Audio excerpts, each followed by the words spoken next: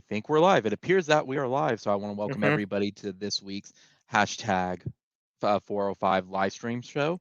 Gavin, I want to thank you for joining me this evening. I think Sean will join us just a little bit later tonight. Okay. But Gavin, I don't want to start my rant without starting my rant without Sean, but I'm going to start it anyways. Gavin, Okay.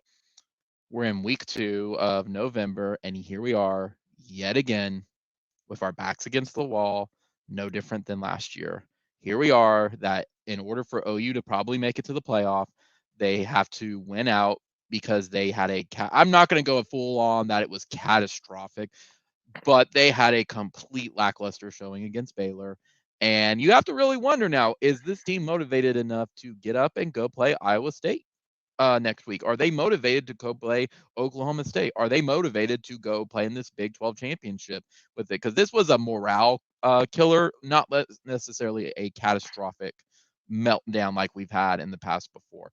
But it's no denying that Lincoln Riley had his single worst game since his tenure as a head coach, probably even as offensive coordinator.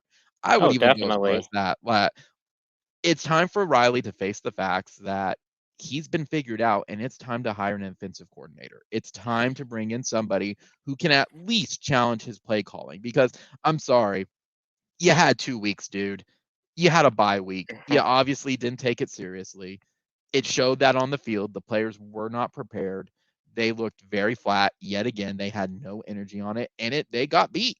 Baylor wasn't like an excite. This was not an ass whooping yesterday. It was just they got out coached in every facet of the game, Mhm. and you saw the results of that when you they basically hoped that they could outlast their opponent till the fourth quarter and then light them up, and that never happened. I don't blame on some of it, but it's like at some point, when is enough enough? I don't necessarily blame Grinch, but you gotta Grinch is part of it too, though. I think there's less blame with Grinch because the defense came to play yesterday, but you can't excuse in game 10 the poor tackling that we've seen. You can't excuse them giving up third in another universe, and you can't excuse the player development. Like we're at that point where it's just inexcusable at this point with it. And I'm at that realization that it starts with those guys at the top. I'm not calling for Lincoln Riley's head. That's stupid. But he's been figured out. Like it's not a genius to take that. All he does is chuck and pray throws, flea flickers, and reversals. We haven't seen really innovative play calling from him probably since 2019, in my opinion. Yeah. So where And are we at this point? I don't know. I mean, back to the play calling though. I feel like if anything, like you said, Chuck, and though, I was just wondering, like, like some of the plays that, like, that sometimes that we're known for. Like even those little under tunnel screens. That we usually like to do with our receivers. Doing the little crossing screens. Mm-hmm. I did not see one attempt on that whatsoever. Or No, I didn't they, either. yeah, it's like it was like either big play or run, big play or run. That's not going to win you games anytime whatsoever. It's not. No, I it's mean, not. And it, even and Gavin, I want to follow up on that. It's no different though than when it always seems like when Lincoln Riley has his back against the wall, he does it he's a student of the air raid. He just throws it and it makes him one dimensional, and he doesn't take the time to develop the run, and he certainly has not taken the time to develop the pass. Like, why isn't Marvin Mims involved? He's like the fifth best receiver in the Big 12. Why aren't you Mhm. giving him the rock, my dude? Yeah, and it doesn't really help when like your first three plays on offense were like what, like -10 yards or so running the ball. Yeah, Yeah, yeah. so I don't know. It's like, and you guys and you and Sean actually called this out though too about that defensive line. Where that defensive line was pretty solid and everything. Um, I'm just was wondering, like if he was just trying to play away from the strength of the defensive line, by basically starting to throw the ball a bit more than something like that. I don't know. That's like one of the weirdest things to where I feel like. But Mm-hmm. at the end of the day, yeah, I look at it like that you got out coach. And most of the time, and this was the stat that I saw, like the most times that Lincoln Riley has been underperformed, two out of the three times Dave Aranda was on the opposite sideline. He has his number. It's his kryptonite. Yeah. So I'm just yeah, because it's like how we talked about, like how we said like Mhm. Kansas State for 2 years in a row, and then he finally got over the hump. I think Dave Aranda has really started to get it figured out. And in fact, if we remember Baylor last year, even though they won that game, last year, Yeah. it was still not impressive. So I think if anything, it has to do with a lot of the coaching schemes of what they did. In fact, I he was in that 2019 LSU team, that won a national title. Mhm. I just think if anything, like some of these like are starting to become more defensive minded coaches, and I'm kind of been seeing, and we've been talking about that trend that's been happening not just with Baylor, but like with some of the other teams within the conference as well. Yeah. I would go as far, Gavin, to say that some of it is Lincoln, and we have to say it. Lincoln is not preparing for these games adequately. I don't know what, for whatever reason, he's not preparing. But I would also give credit to a lot of these teams. Like, this is not Baylor from 1995. This is Baylor from 2021, where they're halfway decent. Like, I'm going to even say it. Like, they didn't even do that well yesterday. I was there. It I was Baylor wasn't that good of a team with it. It's both just both they of them were flat. executed. Yeah, they were both really bad. It was just the pendulum swung in Baylor's direction versus ours, because I guess I wanted to run the joke of I wanted to come on with like a cup, like a measuring cup, and I couldn't find one of y'all got any more of that Sooner Magic left, because we needed some of that Sooner Magic. But Baylor didn't have that good of a game either.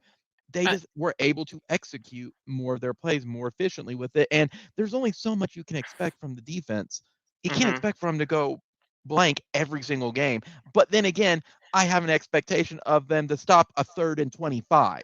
yeah, Like, that's ridiculous, guys. Like, yeah. but it's the thing is Lincoln is he's getting out coached, and like I said, I think he's being figured out. But the other side of it too is I think a lot of these teams like Baylor's and Kansas's are starting to catch up with the rest of the world at this point, and they're not going to be these rollover games anymore. I think that hmm because they've made investments. Yeah, some of this is short-term investment stuff with it, but they've made investments in their what's it called? Investments in their facilities, and it's attracting people that don't want to say like go to Texas, and we'll get to that later in the live stream. hmm But they don't want to go to Texas. They don't want to go to Texas Tech with it. There's a reason why TCU had the 3rd best recruiting class for quite some time in the Big 12. It's they don't want to go to those places, and they're getting those players with it. And I think that's starting to affect all of college football at this point. It's at some point everyone's going to have, as I think of it, it's like electronics. Yes, the flat screen TV in 2001 was like thousands of dollars. Now everyone has a flat screen TV. It may not be a 55 inch, a 60 inch, a 65 inch, a 70, things like that, but they have something with it. They've caught up, and I think that's where we are at with college football with that. No different than people need to accept that one loss is not the end of the world. It hmm sucks.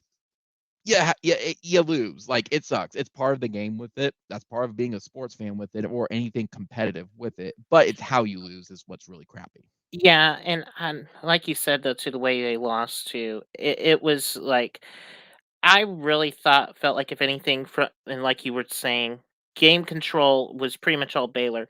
Now they did, and I remember the stats. It's like they had their running back Smith. I think it was like for 100 yards. But what really infuriates me the most, and this is on the defensive side of the ball, was basically the quarterback contain. And this is something I've been seeing all season. Like we cannot contain the quarterbacks as much. I don't We know can't. what it is. It's like it's not that hard to basically like set an edge. On the outside. Everybody wants to stunt on the inside with Benito and stuff. But once you do that, you're going to give them free reign on the outside edge. I think some of that falls down to, and I said this on my post game. I posted this about 30 minutes ago. If you haven't watched it, I go about 20 minutes on it, but I think that falls to player development. I don't, Yeah.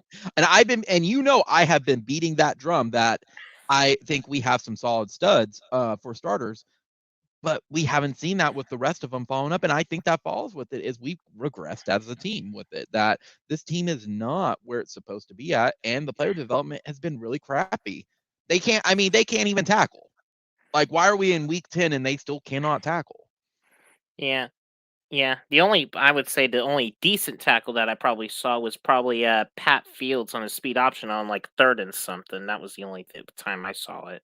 Which is funny because Pat Fields has been like the only one who has actually done anything. And we joked about Pat Fields of like he wasn't gonna be a goodish player and like we probably need to bench him. He's actually been consistent on it. There's things like yesterday, I don't blame some of the stuff like I'm still wondering what was Key Lawrence looking at on that first Baylor scoring drive. I have no idea how he got lost on it, but to me that falls back to either that's a player development thing or that's coaches not doing their jobs. And when you're getting paid $150,000 roughly for a game, do your job, guys. Like, And not But the other thing, and when I saw that touchdown though too, that safety was like so far inside though too, the where he did not show like any threat of like covering whatsoever. He was like way too far in the harsh hash marks and not towards the where basically giving help to the corner. That was the other thing that I saw.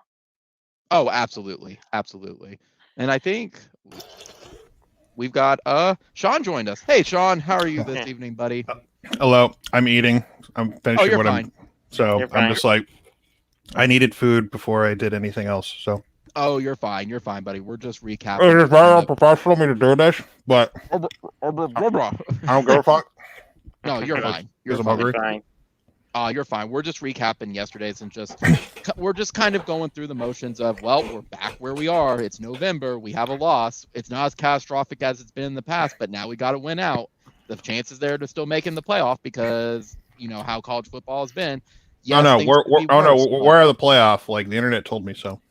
Said we're out. Oh, if we're out, then what are we playing for? Then we might as well just forfeit to Iowa State and Oklahoma State at this point. I agree. But no, that game was a horrible abortion of football, and it should not have happened the way it did yesterday.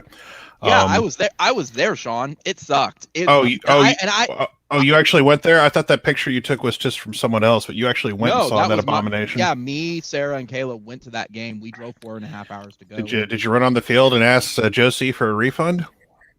It's funny. We cracked that joke of, we went through this entire game and we only had about 7 points. We're not counting that garbage touchdown. I want about a 3/4 of my ticket back because we paid about $100-ish with fees and everything together for each one. I want my money back, but it was bad. That was, and I haven't even said this to Gavin. There's very few games that I've ranked in my life that are really, really bad games I've attended. I think this may be the worst game I've ever attended, and not just because it was an away game and we lost it. That was a badly coached game. This is on par with like that Nebraska road game from 2009. That's kind of how bad it was offensively. I mean, obviously we score more points, but that's kind of like.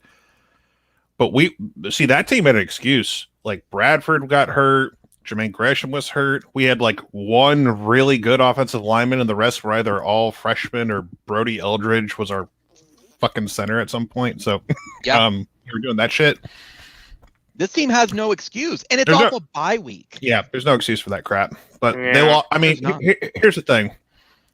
I'm willing to accept a loss to Dave Aranda because I've had this game circled since the game last year. I was like, oh, we got to Waco next year. Shit. Yeah, you and Gavin and I talked about that on like the very first live streams that I started. Was this is the game that they need to take seriously? It's at Waco. It's off a bye week. But they have a bye week, guys, so they'll be prepared. And it's like they were the most healthy they've been all year. And the thing is that the defense came to play. I hear people bitch about the defense. And look, I can easily point out plays and moments where there's still problems with the defense. No one's saying they were perfect, but goddamn, they came to play for at least 3.5 quarters. And at some point, you have to return the favor by putting points on the board for all the hard work they've done. We were down 10-7 late in the third quarter. In the fourth quarter, it was 10. It was like late third, early fourth. We were, as bad as everything was, we were only down 3 points. And the whole Caleb Williams, whether it's his hand or he played bad or whatever, I don't care what it is. It just, nothing was more frustrating than watching that touchdown pass to Hazelwood. It's like, oh, we're doing this. Or I don't know if it was a touchdown pass or we scored right after. No, Who it scored? was they were all rushing touchdowns. Okay, so Yeah. but it's set. We got a touchdown quickly after. And it's like, oh, where was that all game? Now maybe Yeah. Baylor was letting up, and because they knew they won, and it wasn't going to matter anyway. But at the same time, it was just like, oh, we're doing this now. Okay, well, it's a crap loss. You got to eat it. It's a quality loss though, so we finally got it, guys. We got our quality loss. It's going to be a ranked, probably in the top 10. So take that, Hitler. Going. Take that, Hitler. I don't know. I just like to say that. So, but anyway, like we have our quality loss, and we always, for the most part, had to win out to do what we want to do anyway. And I just laugh at the people who say, "Oh, you're done." It's like, this is our first loss of the year, and there's like one team who hasn't lost. That matters. Georgia. You can count. You can rank UTSA number 3 if you want to, like a moron would. But other than that, Georgia's the only other undefeated team that matters. And so the AP, they dropped to what, 11 or 12 today? I think it was like 12. You're forgetting Cincinnati too. I said teams that matter, Gavin. I said teams that matter, Gavin. Teams that matter, because it doesn't matter what happens with Cincinnati at this point. And so here's the thing. So. Hey, Sean, really fast before that, I do want to add something with you said about defense. The thing that frustrated with me with the defense is they still can't tackle. On game 10, we are still whiffing on tackles. Oh, I've already accepted that fact. So it's bad. And then the other one is giving up third in a universe away. That to me is unexcusable. That there is no rhyme. Josh, that's Oklahoma football. We've been doing that for years now. That's a tradition, unlike any other. I mean, it's like flag planting, I guess so. But sorry, I had to get that in while it was on my mind with it. It was just defense was not the problem yesterday. All right, but the point is, it's like this team needs to show up on Saturday at 11 a.m. because I'm sure Fox is thrilled with their Big Noon Kickoff selection. Suck it, Fox.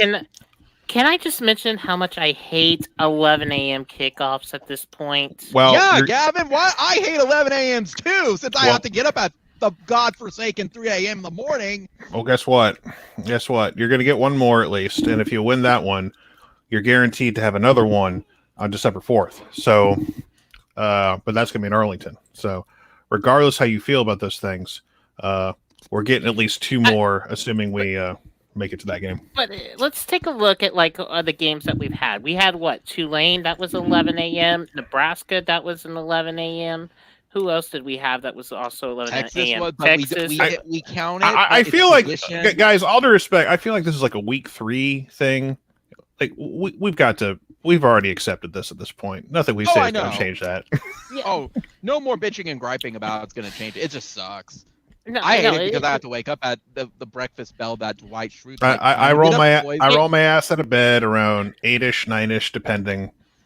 I'll watch the latest episode of Amphibia, and then I'll take a shower, eat breakfast, and then kind of just wait patiently till the stupid pregame shows are over, and then watch. What's that like, Sean? It's pretty cool. It's pretty cool, actually. I just get to, and the best part is I don't have to wait for it to air on TV. I just go on the Disney Now app, and I can just watch Amphibia. Really cool cartoon with talking frogs and everything. So with that being said, glad that Marcy's okay. I was like, oh wait, no one cares about that. The point of the matter is that, I think here's the thing. I don't think this team is that bad. I think Dave Aranda is really good, and Lincoln Riley just got out-coached. It happens. He got his ass out-coached. Again, by Dave Aranda.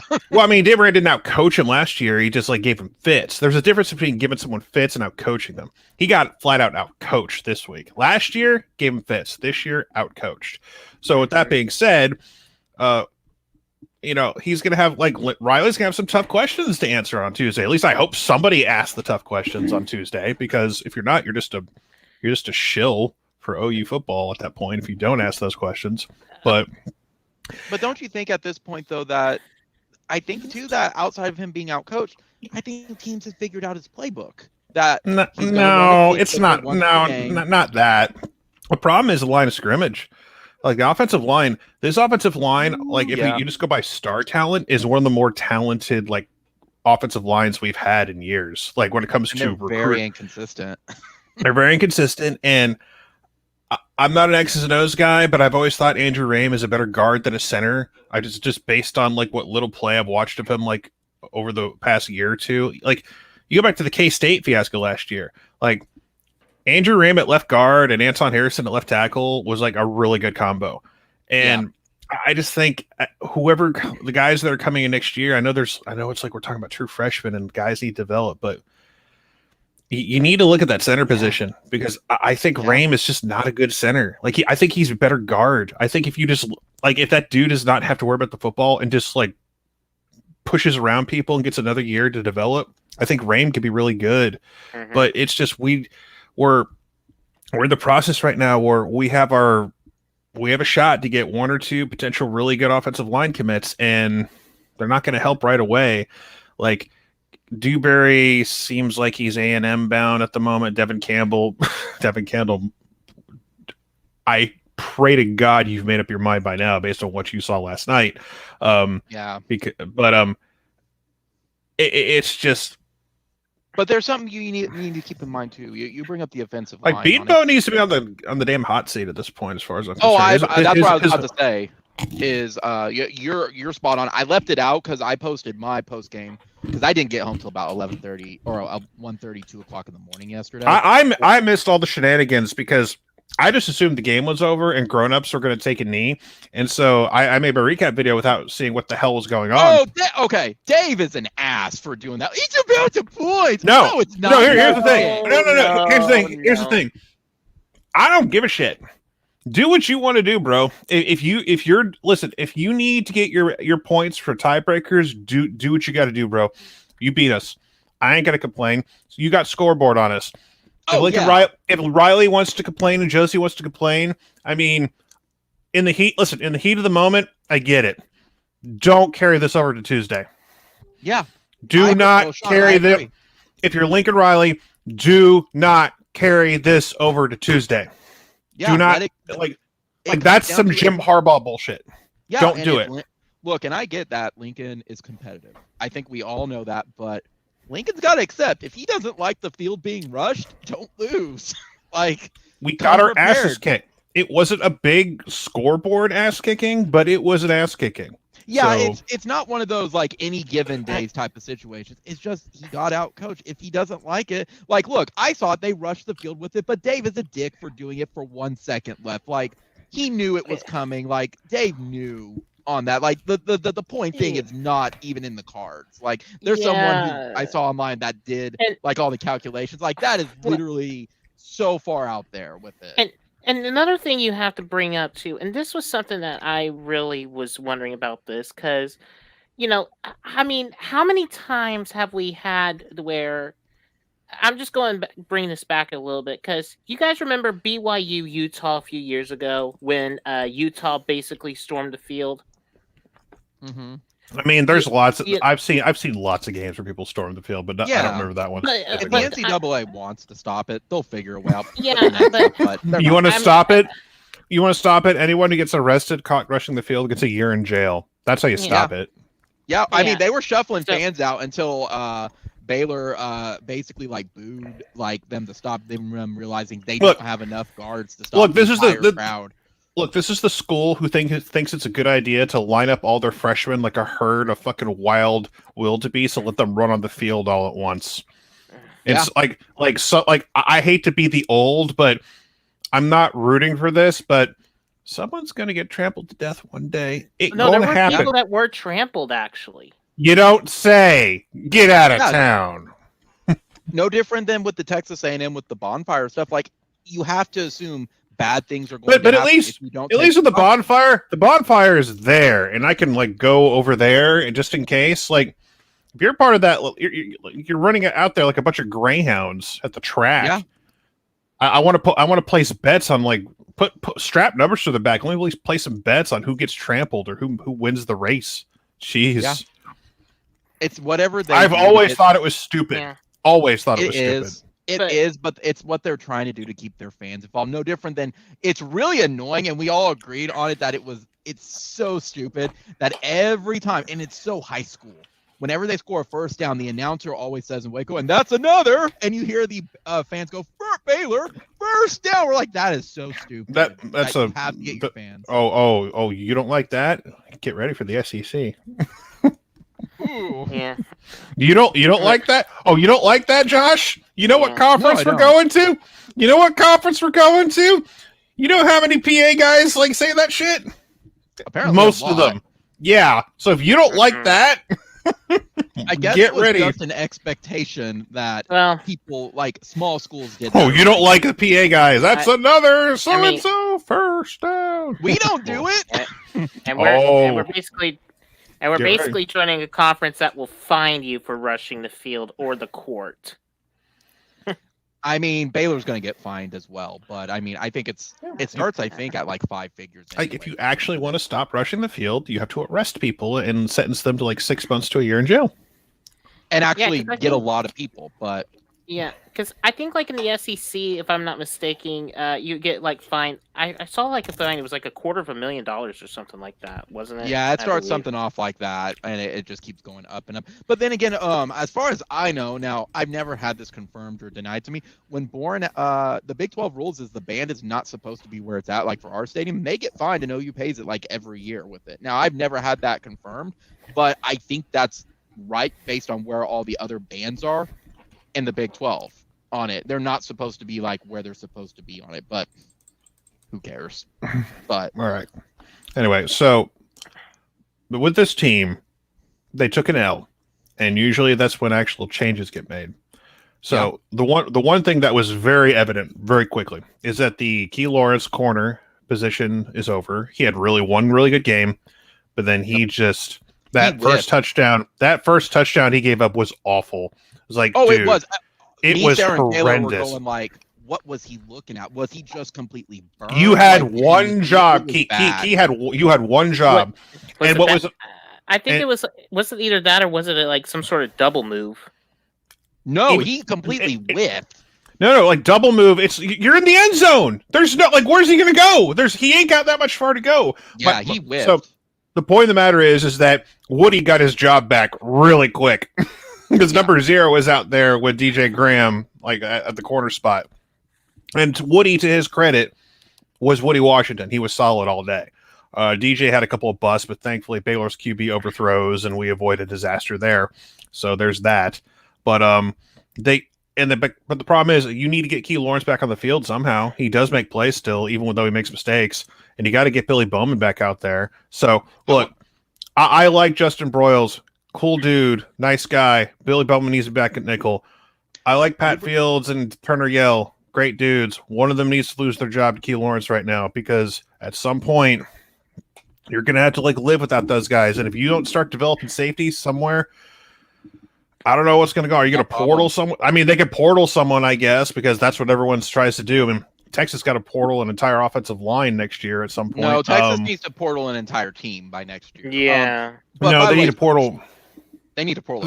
But they got Kyle Flood. They have Kyle Flood. Oh boy, Kyle Flood. Yeah. 84 players to go. But no, Sean, you brought up Austin. No. I mean, that's their O-line coach. Oh, well, 85 players to go then. But Sean, you also mentioned too, and I want to bring this up as well with the safeties and everything as well. You said I'm copying you, but I'm not. You're do not copying me. understand. Well, I probably am, but I don't understand what was Grinch rotating and keeping some guys out on key plays yesterday. Like that was mind blowing. Well, you know that late touchdown drive they gave up. Once again, he had a bunch of like younger backup. He didn't have his like starting like front 7 out there. Well, gee, what a shot! Insane. And I was going insane. Like, I get it. You want to keep guys fresh. You got to keep guys on the field, though, Grinch. Like, that has been driving me bonkers. When he gave that was a free touchdown. You got to start your studs. Like, it's like in fantasy football. I like Ethan. Players. I like Ethan Downs. I think he'll be good someday. He can't be in there on key spots late in the game. You got to have your first string guys in there. I don't know why that's so hard. I'm not trying to say I'm smarter than Alex Grinch, but one thing I've noticed is that it's the same thing in the Texas game. When Texas tied the game late, guess who was out there? Ethan Downs and all those guys. Mm-hmm. All the backups were out there. It's like, gee, what a shock. Our first string wasn't out there, and Casey Thompson got like a beautiful touchdown pass, and it just kept moving the ball down the field. So sometimes it's cost us, sometimes it hasn't. So Yeah. it's like we have not played complimentary football outside of one game in one half. Second half Texas, and then all of Texas Tech for the most part. Tech. Yep. We have not played complimentary football. Now, can they do it this week? I think they can, because I think Iowa State is done. They're 6-4. They're 6-4. What, they have nothing to play for at this point. They are completely out of the race. So doesn't mean they're not going to try hard, mind you. But at the same time, if you can establish your will on, lean on them early, they might quit. Now, granted, Matt Campbell is a stronger head coach and has a stronger program than a certain other Big 12 school. But it's like, impose your will on Saturday, and then you can hopefully get ready for a really big test. And just say it was a mistake. Like, I had to explain to a couple friends of mine, I'm like, guys, yes, yesterday sucked. Trust me, being there live, it kind of sucks. But that's part of it. And it's not like this was an any given day shit show. We lost to number 13 on the road in their house. Like, yes, we sucked it up, but it was not like this was a spanking with it. You can still make it. Well, it felt like it because it's just, I kept waiting for something to happen. Like the whole, when you put Rattler in there, I'm like, all right, he must be really kind of like, he can't, something's wrong with his hand. But then he went back out there and played okay. And I'm like, I have questions. I do too. And I thought it was his hand too, but then he threw that ball pretty well. Now look, if I got my hand stepped on by some metal cleats, it might take me a little while to get back to normal. And I saw that. And by the end of the game, maybe it felt better. All right, I'm willing to listen. Here's another thing. Caleb Williams is still a true freshman. He's going to be really good. Oh, yeah. He's going to be even better. Yeah. But the idiots are like, oh, he sucks. It's like, okay, yeah. No, whatever. like that's what you expect from a freshman. Like, it is what it is. That's what I get from LSU trolls. We're taking your coach, but you can keep your quarterback. Like what? Y'all are stupid. No, like Tiger, like people go to Tiger droppings are like the dumbest people on the planet. Oh, well, that's not fair. Texags people are the dumbest people on the planet. Tiger droppings are Tiger droppings is definitely a blue blood idiot message board for sure, along with Texags. But we're still dealing with like, we're gonna take your coach, har har har. I'm like, no, you're not. No, you're not. Whatever Lincoln did, and I get it, and I understand the mentality because I've read Bob's book on it. If my assumption is Lincoln had some personal health stuff to take care of down at New Orleans. Whoa, he didn't go to New Orleans. I thought he went to New Orleans. Whatever the reason is. No, who cares? No, he didn't. Like, you don't know what that was? No. You're talking about the flight tracker thing, right? Yeah, my assumption was he went down there for. You don't know what that was? No, I really don't. My assumption was he went down. I'm not laughing at you. It's just hilarious that you didn't hear. Okay. No, I didn't hear. My assumption was based on what I read was like he went down for a health thing. No. That was it. No. Here's what it was. There's a guy who like has kids who go to OU, right? And he's chartered a private plane, and he brought his wife and his dog with him, and he just happens to live in Baton Rouge, and he went back home. Huh. Okay. That's all it was. But like a bunch of idiots are like, oh, Norman to Baton Rouge. No, guess who's on the plane? Okay, then. That's exactly what happened. It was just a dude. Wow. I think he's got like a couple kids who do some stuff at OU, and he went to visit them, and then he chartered on a plane and went back home. Wow, that's really impressive then for Lincoln to be able to be in two spots, and I mean, considering the fact that he was at practice the next day, did a pre-recorded interview for ESPN, did all these things, but yet somehow he was in.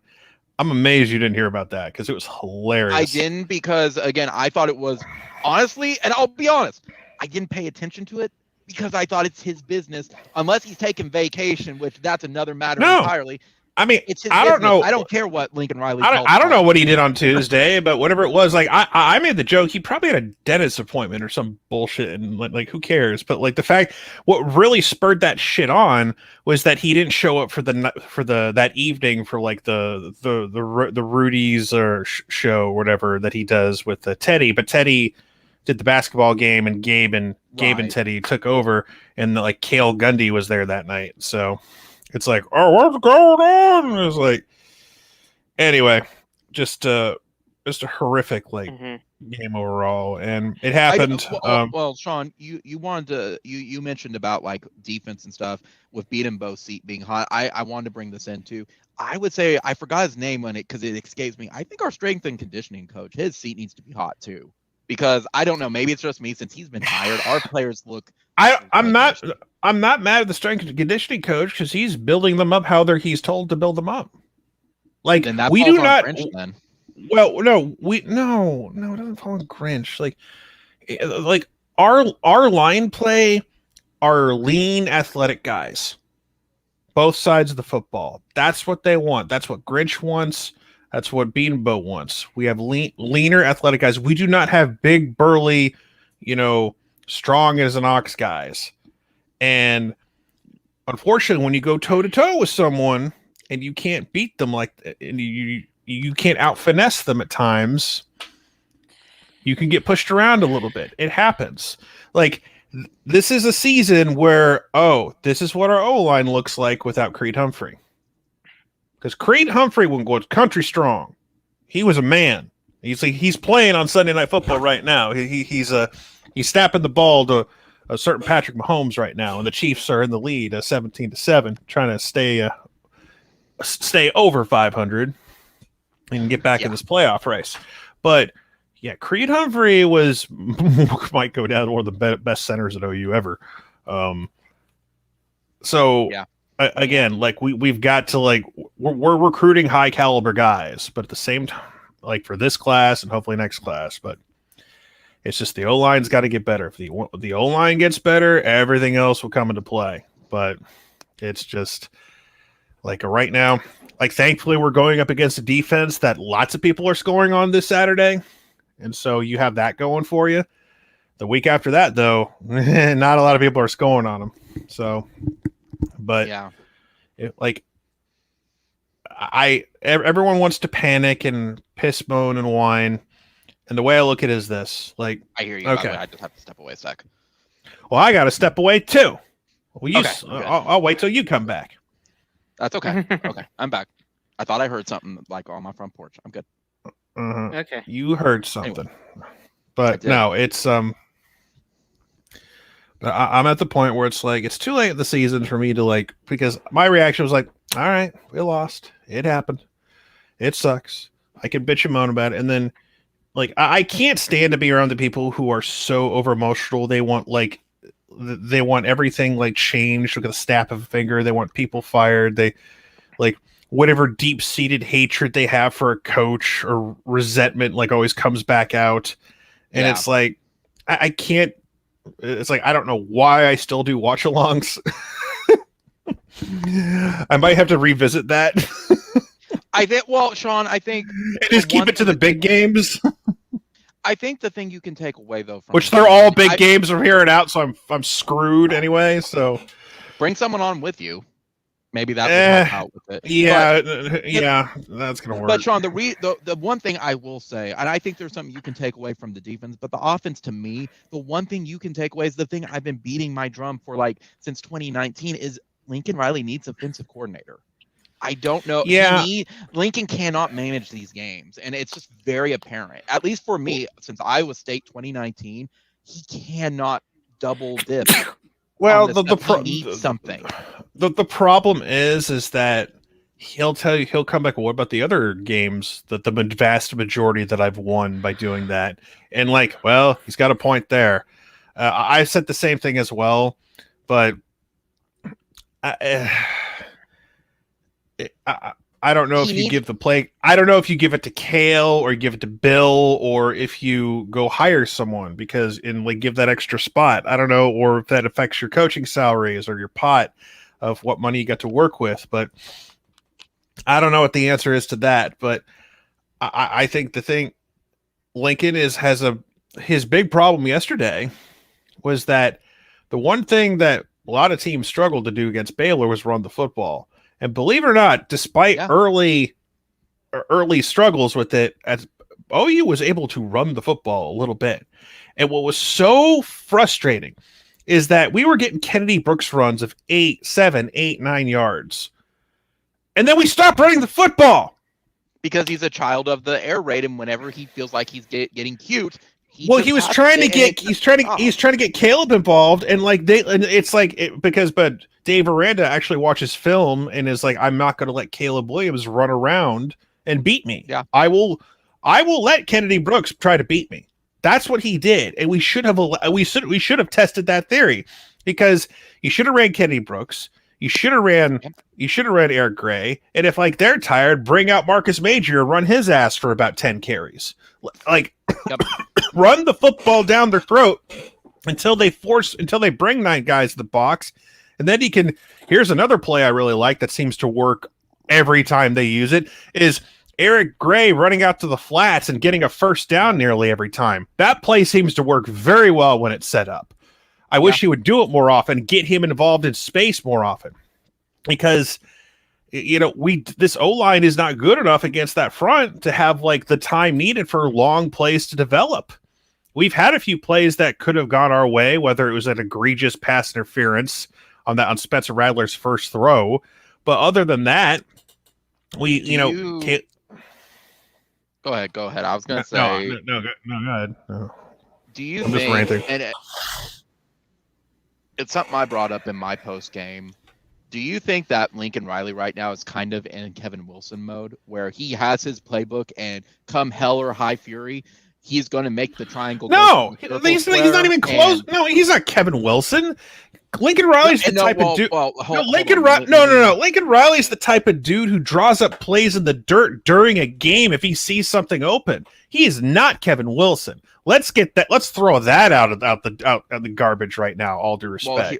Riley's the guy. If he says, "Oh, this is open right here. Let's run this play," and but no, this isn't a Mike Leach situation where he has 6 plays, and if they don't work, he has to keep running them. Because that's what happened. I don't mean it like that. I mean that maybe he's having the players are in the right position, but he's trying to force them to do a playbook that's not like yesterday. He had Spencer trying to do the exact same thing that Caleb was, and that's not how Spencer plays. Well, no, the playbook is fine, but like when you have your QBs missing wide open guys like Stogner, or like just making piss poor decisions like a true freshman tends to do. It's like there's only listen, everything went wrong yesterday. It wasn't absolutely. But it wasn't like the play calls, in my opinion, for the most part, weren't the problem. It was the fact that it was his inability to recognize, okay, we're off here on the passing game. This is not working. Let's keep running the ball. Let's run something simple. Let's run short intermediate routes. Try to build confidence up, and maybe if we have something wide open down the field that opens up, maybe we can make that happen. But it's just he was afraid to go to simplify things and to just because you know what Dave Aranda did? I'm going to run that QB option until you can fucking stop it. But guess what he did? He ran that QB option until they couldn't stop it no more. Because we could stop handing off the ball to Abrams or wherever. We were able to shut him down for most of the game. Like Brian Asamoah was awesome. We weren't just stopping the run. We were getting negative yardage because they were trying to run east-west on us, and we were not having that crap for most of the game. But then you bring the QB run game into play, and then it adds a whole new dimension. And they were able to shut it down, and we weren't able to shut theirs down. So guess what the end result was? And the end result, it still was a close game until the very, very end. So Dave Aranda does not have the horses there. And here's a little hint. Dave Aranda is not going to be at Baylor for long. Dave Aranda is getting I knew it was last year. Dave Aranda is at some point going to get a big job somewhere, and it's probably going to happen when he LSU. I think I think it's going to be Texas. I think it's going to be Texas. No, it is no, Josh, that would be a smart hire, and they're not going to do that because they're They're No, not going to give up on Sark. Believe it or not, they will not give up on him after year one, because as entertaining as that would be, they're not going to do it. So it is amazing to me, though, how Baylor, whose campus should have been burned to the ground after Art Briles, has now had 2 coaches that have rebuilt that program from scratch. Yeah. From scratch. Yeah. Matt Rule took a 1-11 Baylor team and was a handful of plays away from going undefeated. Yeah. And beating Oklahoma twice and going to the playoff. A handful of plays. Mm-hmm. You change 1 or 2 plays, Baylor's undefeated. Now they probably get their asses whipped by LSU, but damn it, they're undefeated. They're in the playoff. And Dave Aranda, COVID year. Rough year this year. Is like, not shocked that Baylor's doing well. Kind of saw this coming. Oh, look, they beat BYU. Not shocked by that at all. So, beat Iowa State. Not shocked there. No, not shocked at all. Yeah. So, US, if I'm USC, I just back up. Not back up a Brinks truck. How many Brinks trucks do you want? Would you like the whole collection? Would you like the rainbow collection? We have a red one, we have a green one, we have a blue one. Just like, well, how many ones do you want? LSU should do the same thing. Like, LSU fans want Lincoln Riley, and it's just like, I don't know why you want Lincoln Riley right now based on how Aranda's doing, because I think if Aranda's at a program like LSU, USC, or a competent one that can recruit, he's winning a championship. It's in the cards. No I wouldn't be surprised now. I'm talking 10 years from now. Okay, if this was the situation, not 10 years from now, Dave Aranda. I think I'm throwing a situation at you that's not realistic. But if this was 10 years from now, Aranda was now, and Nick Saban was later on ready to retire, I'd be Alabama getting Aranda. But that situation will never happen. But you assume Saban's going to coach another 10. Saban ain't coaching another 10. Like, he's 70. He's 70. He ain't coaching another 10 sometime soon. Like, and guess what? Because like, Bama fans are dumb and want to, like, some of them want, like, they don't want him gone. They want his staff gone. Well, guys, I hate to break the bad news, but usually when that happens, like, shortly after the coach goes too. So yeah. But Saban has so much built up, goodwill. I mean, the most ever. He's going to be there as long as he wants, and he'll just, like, if he gets tired of that shit, he'll just retire and go home. He'll go to the lake and watch the ducks shit in the yard, like he always does. And yeah, just he should. I cracked the joke, but I do have to give Baylor credit for one thing when you mentioned that. I was impressed by their stadium. Their stadium actually was really nice. I know a lot of people said it's like a toilet next to the river. Like, I actually liked it. I like their stadium. I mean, I don't like the shellacking on it, but I mean, it was built on, like, blood money that was built on the horrid, environment your campus created while a certain head coach was there. But yeah, whatever, sure, that's great. I mean, I can disconnect from that and say that versus, I mean, I won't. Fuck them. Yeah. So, Gavin, I know also you've been trying to say something. Gavin, what did you want to bring up? Bareback. Okay.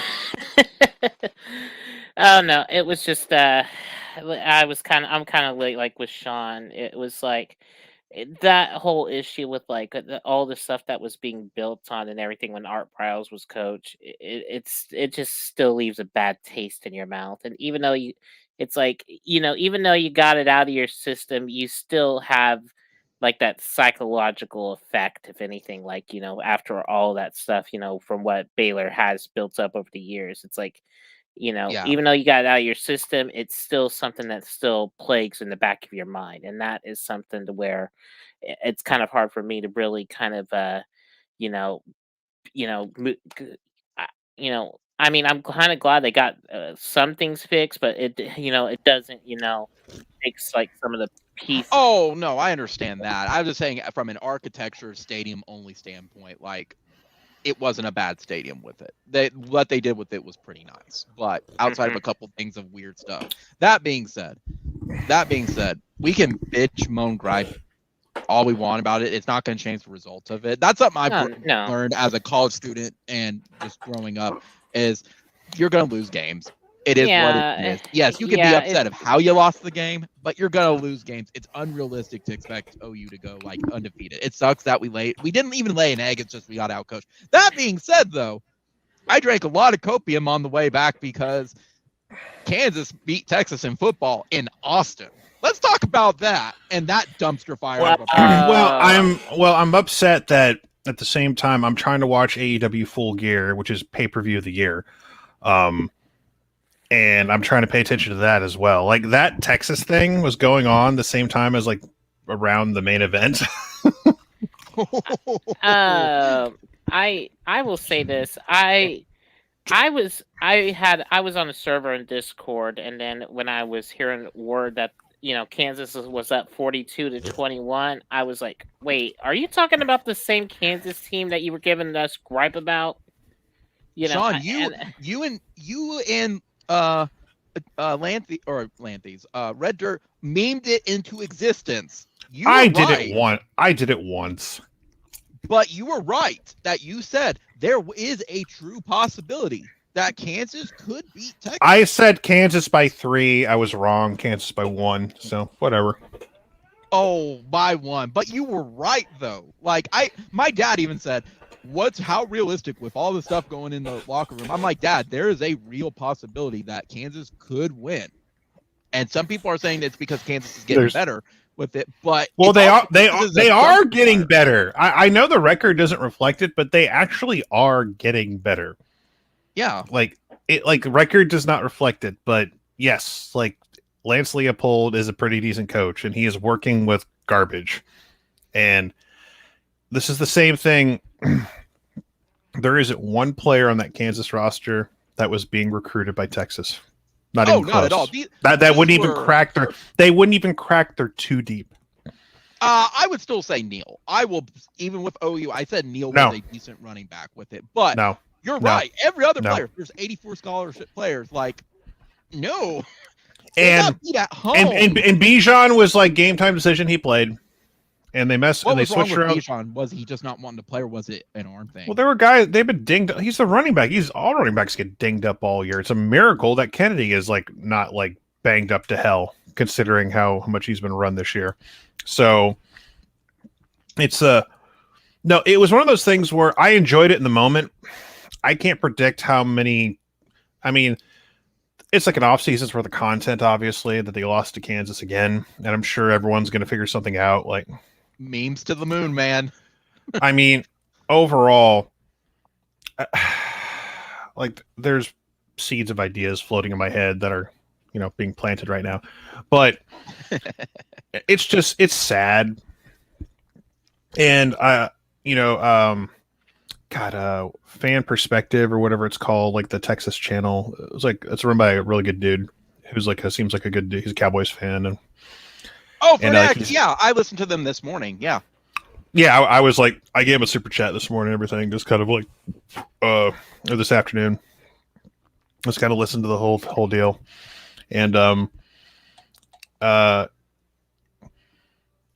it's, they got rid of some coaches off of Herman's staff and they didn't keep. And I think the most like damning quote from that stream was like, he's seeing people saying we've hit rock bottom. He said, I want to ask yourself an honest question. How many times in the past 10 years have you said out loud, we've hit rock bottom as a Texas fan? I'm like, yeah, a lot. I'm sure people have said it a lot. And it's just, if you're an OU fan who likes to poke fun at your rival, it's the gift that keeps on giving. I mean, what's like? You can't top this. Oh, maybe funny, Sean, you said that. Maybe they can. Maybe they can. I don't know, but not. I don't think. Listen. I don't think just not being bowl eligible is enough. Something else stupid has to happen. Like, and you know what I think it is, honestly. Paul Assassin. No. That's already happened. What do you got? What do you got, Sean? If Bijan Robinson entered the transfer portal and came to Oklahoma, that's the only way it could be worse. Oh goodness, that would be because let me tell you something. this is the truth. If Bijan Robinson had been offered by OU, we probably could have gotten him. Oh, I believe it. But we were all in on Jace McClellan. Yeah. And then we got burned and Jay Butler got fired. Now, look, is it a guarantee we would have gotten Bijan? But Bijan did, but he showed interest, though. Well, no, like, Bijan, people look at his final, oh, he was a 5-star. Why'd you? No, he was not a 5-star. He played out in Arizona. He wasn't one of these, like, everyone's got their eyes on this guy type. Like, no, it was a slow burn, and he got his 5th star very late, and it's like, oh. So, listen, we got more enough spots in that running back room. Mhm. More enough spots. Yeah. Like, that is the only thing. Is it going to happen right now? No. I'll tell you what. I would, if Bijan Robinson, like, picked up a phone, so I want to come to the other side of the Red River. Yeah. I wouldn't say no. I wouldn't say no. All right. I want to stay with the Big 12, though. But did you guys see the end of the... we talked about this, the end of the Iowa State-Texas Tech game and how the greatest kick in Big 12 history, as far as I'm concerned. Yeah. Yeah. 62 yards. And like it was nothing. Like it was nothing. He kicked that shit like it was indoors. Yeah. I mean, that's probably like one of the longest kicks that I've seen from a college wise. That was like Alex Henry level kick, in my opinion. Yeah. Like Garrett Hartley, Alex Henry, like circa like 12. I mean, it was like that would have been good. Like from what 64, 65 maybe. Probably, yeah. And yeah, it was a good kick. I had no idea he could kick that well, and it's just like he's gonna try. I mean, worst case, you go to overtime. Might as well try it, right? I mean, and he just boots that son of a bitch, and it's just like, yeah. Oh, that's gonna go. That's gonna go. Oh, that's gonna go. Oh, and it's like, well, there goes our Big Noon Kickoff. Oh there my goes Big Noon. And I mean, Iowa State might be 6-5. Iowa State might be 6-5, 6-6 this year. And that's something to bring up too, Gavin. With you bringing the kick up, that's a point. I want to bring two things. First, with Texas, Sean, the fanatics perspective, guys, they're good dudes, and they brought up something to that you made me remember, where he's like, "This is a call for help," and I think they're kind of at that point where they got to do something because they are getting so removed. They're just kind of the jokes at this point. But with the Iowa State one, go ahead. Oh, you mean Texas or Iowa State? Texas with it. Like, I get what he's trying to say on, like, I want to bring him on this stream at some point just to get another Texas perspective. Same thing with Garrett. At some point, I would love to have those guys on, but you can't have Garrett. He's mine. He's my guest. I have both of y'all on at the same time. Like, no, you can't do that. You can't do that. Fine. But have the point where he's right, where it's like there's only so much where these alumni are saying, like, yeah, the stuff needs to change, but how actively are y'all getting involved at this point? Not being side coaching, but to get these players, to get them disciplined. I get it. And then with Iowa State, I said preseason that I didn't think Iowa State, I thought they were overrated. I thought Iowa State was going to drop a few with it because of their defense. How disappointed do you have to be of your college football playoff potential, regardless of what I thought? Oklahoma and Iowa State could both make the playoff. Shut the hell up, Heather. But remember, Heather said Shut up, Heather. So it has to be right. But now you're walking in like you are realistically a 6-5 team. Like, they play OU and then they finish the season playing TCU, and that's not it. I mean, granted, Oklahoma State destroyed them. Good God, didn't see that coming. I did not see that at all. I thought that would be at least a little bit of a game. Boy, was I wrong. I was hyping up that people need to pay attention to this game. Like, people need to be like, oh, never mind. They just destroyed them. I was expecting more like, I was expecting more like a 31-17 matchup, not something like a 63-17 matchup. They obliterated TCU off the face of the planet on that one. Like, where was this offense? Is what I want to know, if anything. Gundy blew them away like he was blow drying his mullet. I have a theory that TCU beat Baylor last week because they didn't have film on Chandler Morris, but also because they wanted to send a message that they were very unhappy with Gary being fired. This week they didn't have that motivation and they were emotionally Man, drained. why couldn't Gary give us some coaching? Why couldn't Gary give us some coaching tips? For I know, real, right? Yeah. I would have loved to have opened up a can of whoop ass on TCU, but yeah, I circled that game too, Sean. I thought it was going to be a close game. I was wrong. I was dead wrong, and I even picked TCU to win. I was wrong.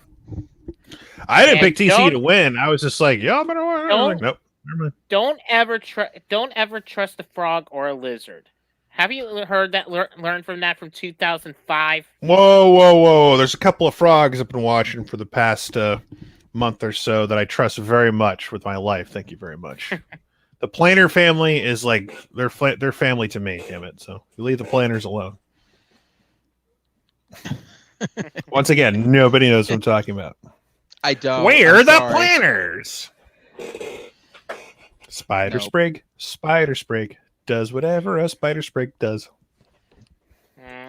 I'm guessing that's from Simpsons. Well, that's a joke I made. Yeah. Okay. That's not in the show. I mean, okay. Sprig it's it's a parody of I mean, yesterday Sprig decided he wanted to be a superhero, and and he did, and it was very Spider-Man-esque. So that's why you like it, because it's Spider-Man-esque. Well, just that one part, just that one episode. Regardless. But Marcy's alive, and she got taken over by the big bug robot thing, so we're there. Oh, Amphibia, yeah. I need to watch it. I still need to. Well, no, you need to watch Owl House, you son of a bitch. Hurry up. I gotta watch. I have so much to catch up on. It's No, you don't. Hey, but football's coming to an end close. Yeah. But that. No, our season's over. Our season's over. You hear? It's over. Well, based on what what Twitter bros say. I mean, it's true. Let's just pack it in, boys. Our season's over. I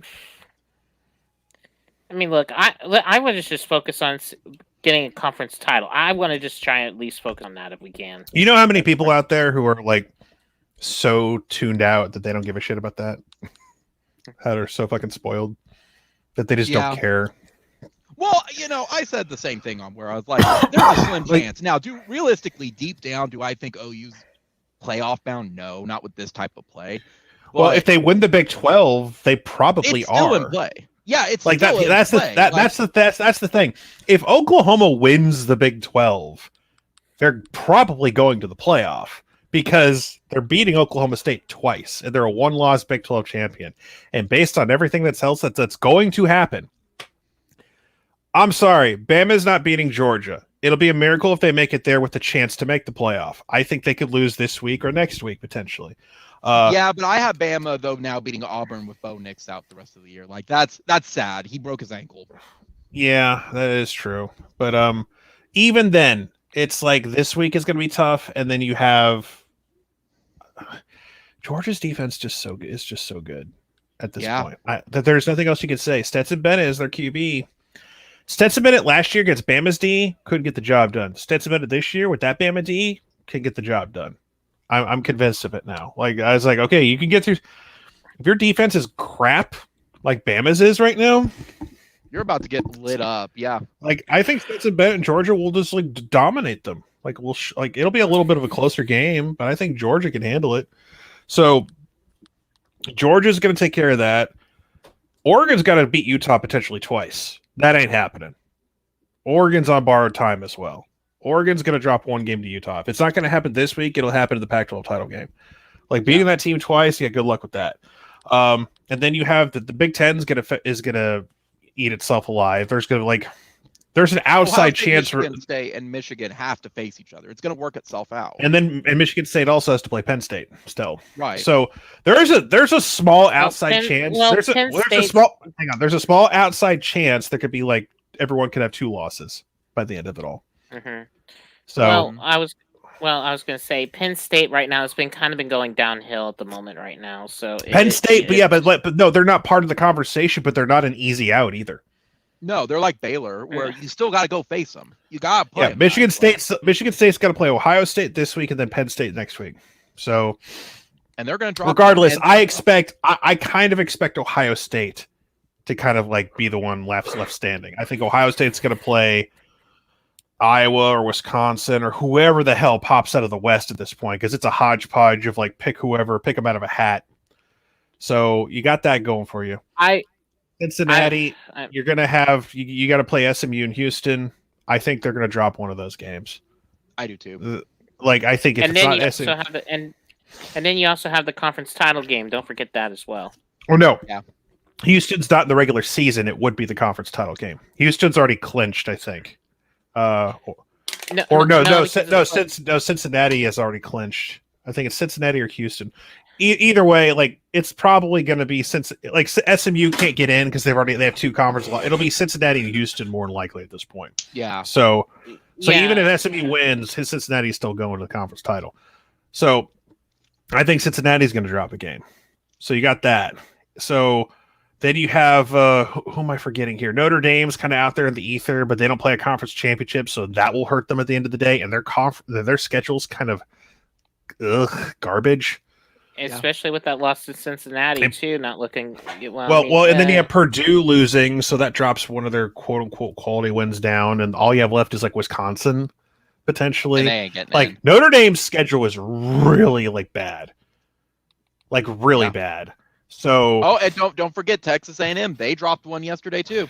Well, they're out there. I mean, listen, the chance out. of A&M or Auburn and A&M, either one of them. That went away yesterday. So as long as Bama, if Bama wins this week, I think they clinch the West. Do. As long as they beat beat Arkansas. But I just don't like all these little. It's not like we're not really desperate for like an amazing upset here. We're not like begging for the most holiest of holy upsets. It's Georgia beating Bama. A one-loss Big Ten team, rises out of there. Cincinnati struggling, losing to a good SMU or Houston team is not out of the realm of possibility. And Oregon dropping a game to a good Utah team or Oregon State perhaps, or Utah again. Like none of these are like out of the realm of oh my god, these could never happen. No, they could actually happen. Yeah. So and you don't even need all of these things to happen either. That's the thing. Right. If Cincinnati doesn't win out, if Cincinnati wins out, it may not even matter. A one-loss Oklahoma with 2 wins, back-to-back wins over Oklahoma State, they'll jump Cincinnati for sure. Oh yeah, absolutely. Well, that's why I say like we're not in full-on catastrophic meltdown mode like we've been in before. We're kind of in a weird spot, but the percentage, yes, you're telling me there's a chance. It's still there, but it's not what it was when we could have just taken care of business, went out. Yeah. No, the national media will be idiots and they'll just write us off, and that's fine. I don't really care because you have guys like Stuart Mendel who are just now paying attention to Oklahoma State. It's like, who would have thought Oklahoma State? It's like, shh, you guys don't watch Big 12 football. Shut up. Yeah. They're just trying to create the talking points. But this is something that was really bothering me too, with and this is not just with the national media, but with the rankings though. And look, I mean, you can harp with the rankings though, and I'm not saying with where Oklahoma is, but they put Oregon above Ohio State and everything, but why the hell would you not put Michigan State over Michigan? That's what because it didn't count, Gavin. Because they think they should have won. It shouldn't have counted. It's just the hypocrisy of that. Well, you need to get ready for like at least a handful of 2-loss teams to be above Oklahoma on Tuesday. Be prepared for that. Like Baylor's going to be one of them. Who else? Ole Miss. They're 1 loss. They're going to be above us. They're going to be top 10, but Ole Miss will be above us probably. OU's going to be anywhere from 11 to 15, depending on where they want to drop us to. So that's going to happen. And I'm going to laugh my ass off when people are going to ignore us and say we have no shot. And if Oklahoma gets their shit together and wins out, guess who's back in the race? Guess who's here at the party? Oh, nice Cam Newton impression there, sir. Nice Cam Newton. What? That was not Cam Newton. I don't get it. He said that earlier today in football, like, guess who's back? Oh, I didn't know that. I was just doing yeah. From he was playing whoever it was after he scored Arizona. He was like, guess who's back, guys? I was exactly actually like that. I was actually doing Hootie from Owl House. Oh, well. Got to find a special friend in the forest. It was me. Hurt. Sounds like Mr. Hanky. Yeah, it's just Alex Hirsch doing a high pitched voice. Still, but yeah, it sucks that we lost, and you got to win out still.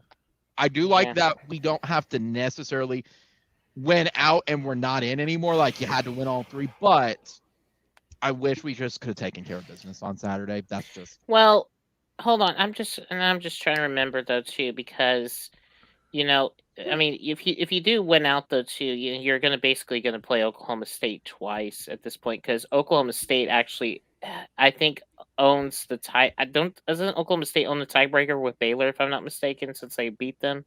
Yes, they beat Baylor. Yeah, Baylor needs a lot of shit to happen. Yeah, that's where I was just like, he's full of crap when he's like, I did it for the points. No, you didn't. Shut up. You were just David's making a statement. Baylor needs OU to lose on Saturday. Oklahoma State. No, they need him to lose to Iowa State. And they need him to lose. Like they need a. Maybe it's not that complicated. Let me look real quick. Okay, so 1-1. They need him to lose once, basically. Baylor does. They need him to lose once, and then. If they lost to Iowa State and then we beat Oklahoma State, everyone would be like 6-2 and they won out. So then you would have beat this team. Yeah, I think that's what he's talking about, tiebreaker, because there's a possibility with that. So I don't know how it would go to the fifth tiebreaker. So again, we would have to beat Oklahoma State somewhat convincingly.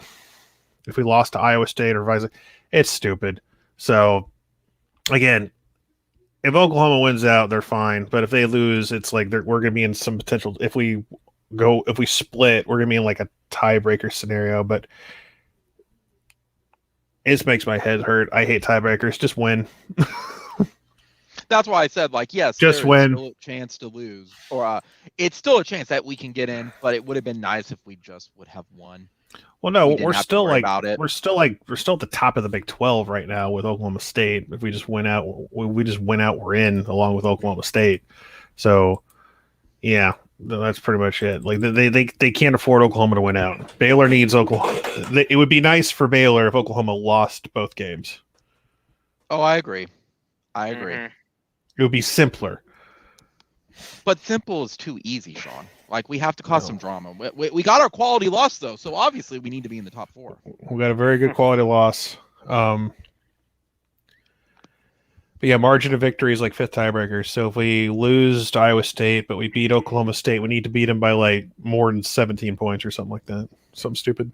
So, which is possible if they game plan correctly and get their. I know someone else who gets paid to do this shit will figure it out. And exactly. Yeah. Oh, fumble. Football. No, fumble. I said fumble. Fumble. Who fumbled? Chiefs did, but they got it back. Gotcha. I think that's really all we got here tonight, guys. I got some stuff I got to take care of. So, Gavin, Sean, I want to thank y'all for coming on tonight. Sean, I hope you enjoy your live stream next week against Iowa State. Dear God, I really hope that.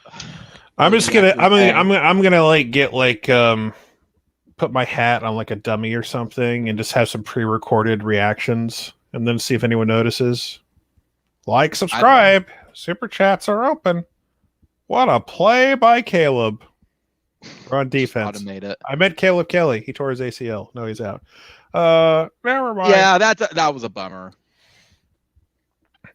Yeah, maybe they're forced to play Clayton Smith now, I guess. Maybe. I don't know.